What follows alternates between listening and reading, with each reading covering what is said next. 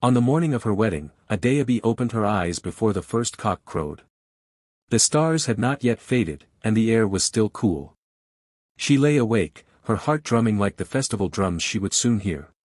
A bride does not sleep soundly the night before her wedding, for joy and fear walk hand in hand on such nights. Adaobi smiled to herself, whispering prayers of gratitude. She had waited, prayed, and prepared for this day.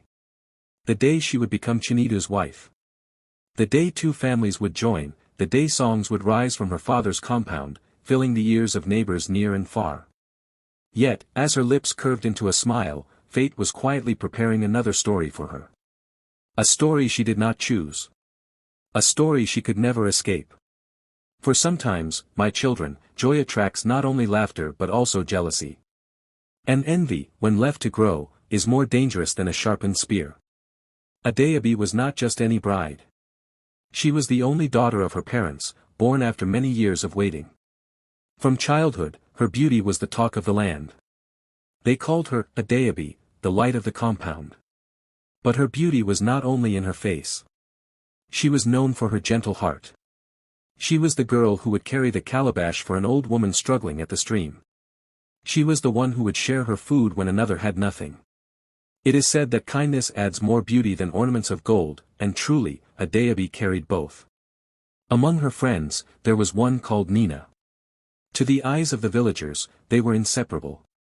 They laughed together, fetched water together, danced under the moonlight together. If Adaobi had rice, Nnena had rice. If Nnena had beans, Adaobi had beans. That is how friendship should be, or so Adaobi thought. But let me tell you something, my children. Not every smile is pure. Not every laugh comes from the heart. Some friends are like the plantain tree, they grow beside you, but they do not feed you. Nnena's heart was not free. Every praise that Adaobi received was like a thorn in her chest. Each time Adaobi's name was sung, Nnena's heart tightened. She would force a smile, but inside she was asking herself, why not me? Why must Adaobi always be the one they celebrate? When Chinedu came into Adaobi's life, the village rejoiced. Chinedu was no ordinary young man. He was strong, a farmer whose yam barn was always full. He was respectful, the kind who greeted elders with both knees to the ground. He was responsible, the kind who built his own hut before thinking of marriage. In those days, a man who could feed himself was already halfway a husband. And Chinedu, oh, he was more than ready. He saw Adaobi at the market one afternoon.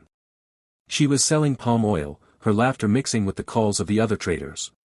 But her laughter was different, it was the kind that makes a man turn his head twice. From that day, Chinedu's heart refused to rest until he spoke to her.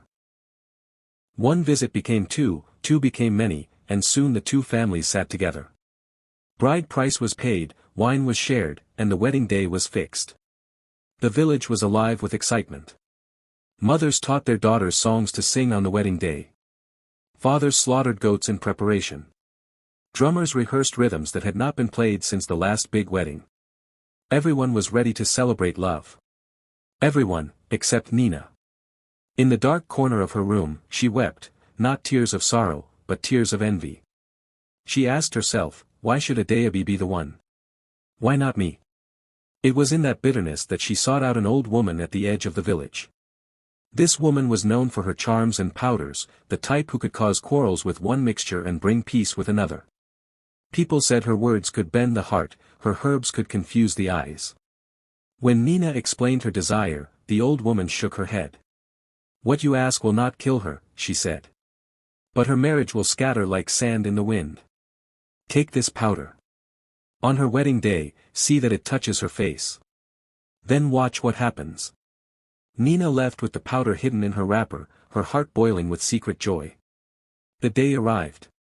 At dawn, Adaobi's compound was alive. Women pounded yam, smoke rose from the kitchens, children ran about singing wedding songs. The air was thick with laughter and preparation. Adaobi sat in her chamber, surrounded by her friends. They sang, they teased, they dressed her in the finest wrappers. Her head tie was tied high, her beads shone, and her face was ready for the final touch. It was then that Nnena stepped forward, smiling sweetly. Let me help you, my sister, she said. Adaobi, innocent and trusting, nodded. She did not see the danger. She did not sense the poison in the smile. Nnena carefully mixed the powder into Adaobi's makeup and began to apply it on her face.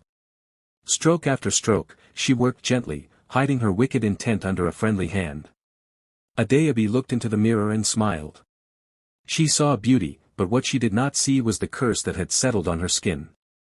When the time came, Adaobi walked out, radiant like the morning sun. The drums beat louder, the songs rose higher. Chinedu stood waiting, his eyes full of pride. The ceremony began, elders prayed, and wine was poured. All seemed perfect. But then, as Adaobi stood before Chinedu, something changed. At first, her smile faltered. Then her eyes dimmed. Slowly, her face began to swell. Whispers spread through the crowd. Some said, "It is the god speaking." Others muttered, "This bride carries a curse." Adaobi tried to stay strong, but her body grew weak. She touched her face in confusion. Chinedu, filled with fear, held her hand but did not know what to do. The songs stopped, the drums fell silent. A wedding that had begun in joy was now buried in silence. The elders quickly called for a diviner. After his chants and invocations, he shook his head. "This is not from the gods. This is not from the ancestors. This is the work of envy." He turned to the women who had prepared the bride and asked, whose hand touched her face. One by one, they answered. Finally, all eyes turned to Nnena. Her lips trembled, her knees shook. She tried to deny it, but the truth was written on her face. The crowd roared, some with anger, some with disbelief. Pressed by the weight of many eyes, Nnena confessed. Tears ran down her face, but her tears could not undo her actions. The powder had done its work. The marriage was broken. Chinedu's family, filled with fear and shame, refused to continue. They believed no union that began in such a way could stand. With heavy steps, they gathered their people and left. Adaobi was led back into her father's house, her clothes soaked with tears. Her joy had vanished in a single day. As for Nnena, the elders cursed her. Her beauty faded, her respect disappeared. The villagers avoided her, for no one trusts a friend who can destroy another's happiness. And so the story spread. Mothers told their daughters, "Be careful of friends who clap too loudly at your joy." Fathers warned their sons, "Choose your bride, but also watch the company she keeps." Elders repeated the lesson at gatherings, reminding the young that envy destroys more than a knife ever could. My children, remember this, not every friend is truly a friend. A jealous heart is like fire hidden under dry leaves, it may hide for a while, but when it rises, it burns everything around it. Adaobi's story is not only her own. It is a lesson for all who hear it.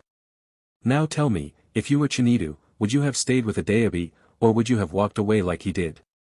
Think carefully, for in every story lies a mirror, and sometimes, it shows us our own face.